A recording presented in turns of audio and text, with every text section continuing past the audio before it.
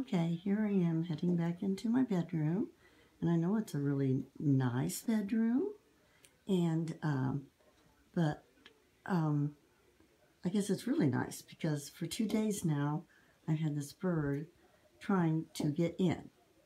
I don't know what it is that's attracting him to my bedroom, or her, whatever it is, but it's over and over and over.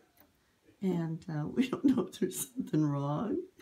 There's nothing out there for it to eat, or oh, wait a minute, it went over to my other, oops, nope, here we are again. I guess it just likes this window for some reason, thinks that maybe it needs to, maybe it wants to live here. I think that's the deal.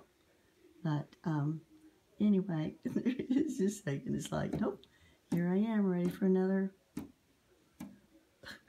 Oh my gosh, this is crazy. Little bird, you can't come in. You need to go find another home. Go find another home. Okay, oops. I guess not.